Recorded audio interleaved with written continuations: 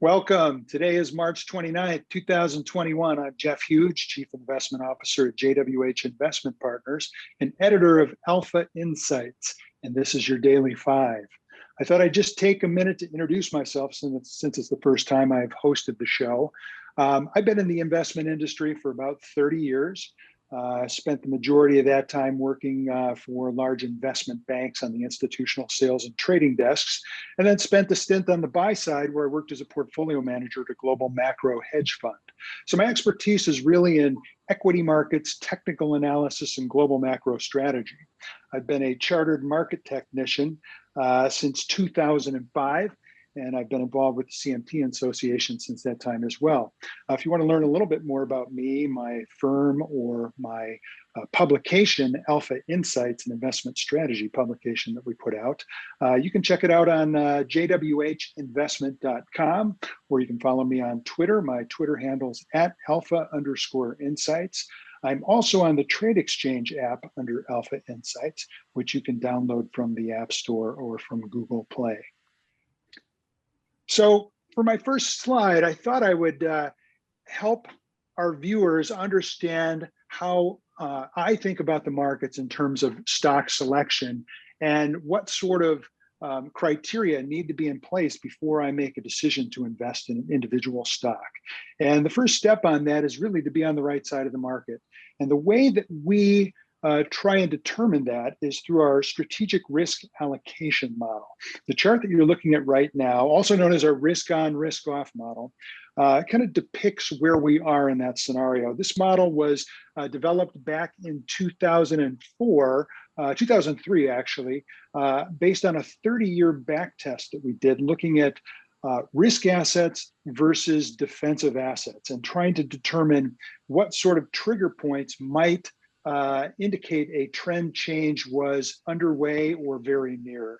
And we now have about 17 years of live testing where we've actually used the model successfully to make risk on, risk off decisions. So the purpose of the model really is to try and optimize a portfolio's exposure to equity assets relative to fixed income assets across three strategic stock bond allocation preferences.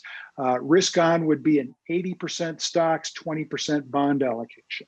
Neutral would be a 50-50 allocation, and risk off would be 20% stocks, 80% bonds.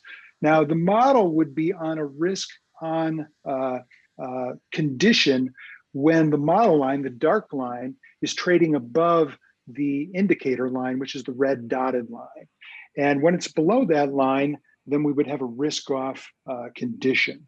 And there's a gray area in between.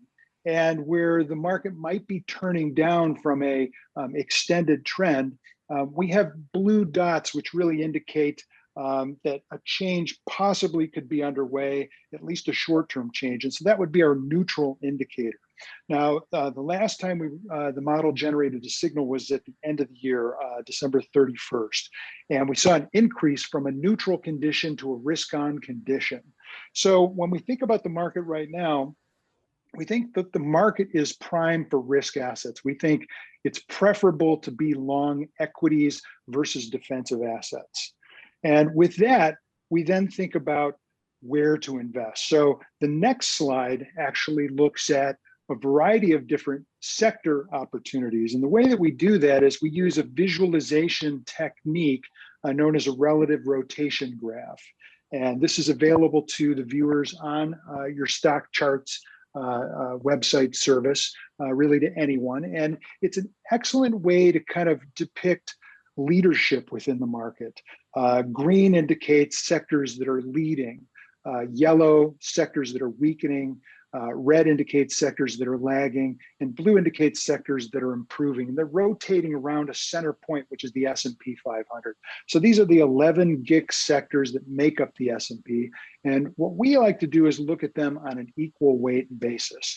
And the reason for that is it levels the playing field. It takes away the heavy concentration that some sectors have with respect to large cap stocks dominating that sector. For example, the consumer discretionary sector, RCD, which is the equal weight version, has a counterpart, a cap weight counterpart that's XLY.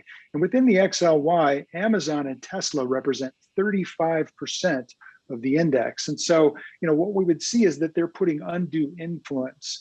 And so when we look at the chart on the left side of this this pair, we see that there's a variety of sectors that are leading: energy, financials, communications, and now most recently, consumer discretionary. The problem is we're seeing a real fade with energy and financials. Their momentum has turned down dramatically, even though they continue to outperform. Communications is accelerating to the upside and leading. However, it's a heavily concentrated index as well, with a lot of focus on Google and Facebook and Netflix. And in fact, even though equal weighted, there's only about 20 constituents in that particular sector. And so it's not very broad. And that gives us another option, and that's consumer discretionary, where there's about 68 different opportunities to invest, different constituents within the sector. And so if we look to the right-hand side of this slide, we can see that consumer discretionary is breaking to the upside with momentum accelerating, and it's leading the index, the S&P 500. Meanwhile, its cap weight counterpart, which is heavily dependent on Google and Amazon for performance, is actually lagging and decelerating. So we like consumer discretionary here, and we think there are a lot of opportunities. So let's look at chart 3. This chart actually is a tool that we can also find on StockCharts, and it's in your advanced workbench. And it gives you an opportunity to screen for new 52-week highs. And we can actually create a special chart list that's specific to consumer discretionary names that has the 68 different constituents in there, and screen just consumer discretionary for new 52-week highs. Another way to do it would be simply screen the S&P 500 for new 52-week highs and rank them by their sector, and look at sectors that have a preponderance of new highs in it, because that indicates strength. And what we found here, looking at just the consumer discretionary, is a list of about 14 names, predominantly home builders and retailers, that are dominating the market, that are leading the market with either new all-time highs in certain cases, or new 52-week highs that appear poised to accelerate with significant momentum behind them. And so we've narrowed the field really from the stock market to consumer discretionary to a list of 14 consumer discretionary names that, in our opinion, have a high probability of moving higher still. So with the next chart, we're going to dig a little bit deeper into the leadership of those 14 names. And by going back to our relative rotation graph and just plugging those 14 names in, we can isolate it down to 7 that are actually beating the S&P 500 and are actually not just leading, but leading with strong momentum, or leading with authority, as we like to put it. And so within that basket of 7 stocks, one stock really stands out to us. Most of them are relatively extended. They've been leaders for at least several weeks. And this chart actually looks at the last 5 trading days, and we see a new candidate that's just kind of entered the fore. And that candidate is Target, which we've circled.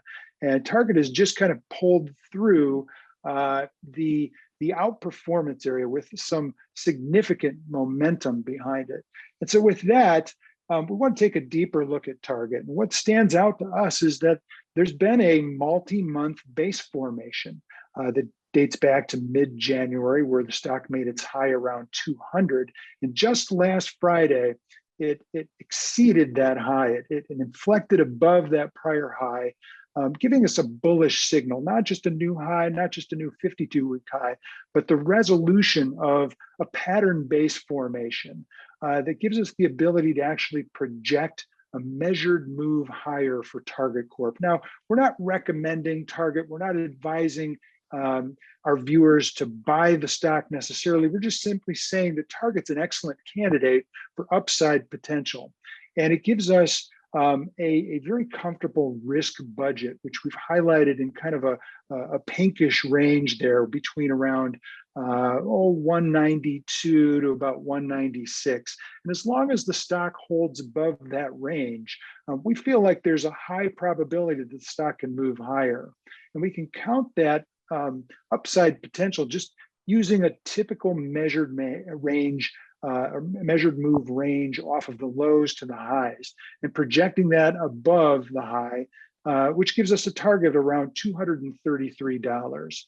And we also feel good that there's a good risk reward ratio here with a positive risk skew of about 3 to 1.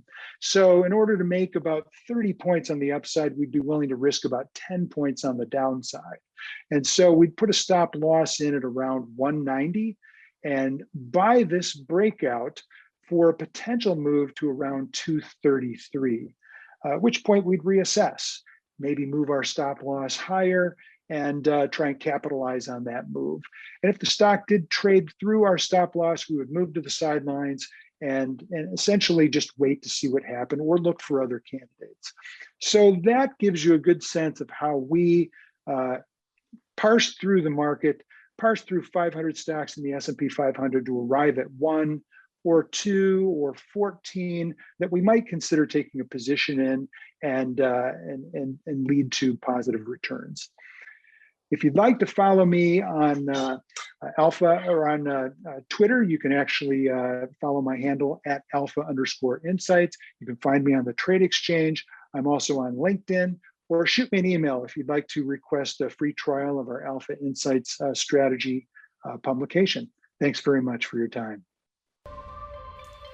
Hey guys, Dave Keller here with StockCharts.com. Thanks so much for watching our video. If you enjoyed it, and we hope you did, hit the like button right below. Also, we have so much new content every day. Consider subscribing to the channel. Just hit the subscribe button in the video or right below. Thanks for watching. Stay safe. Have a fantastic day.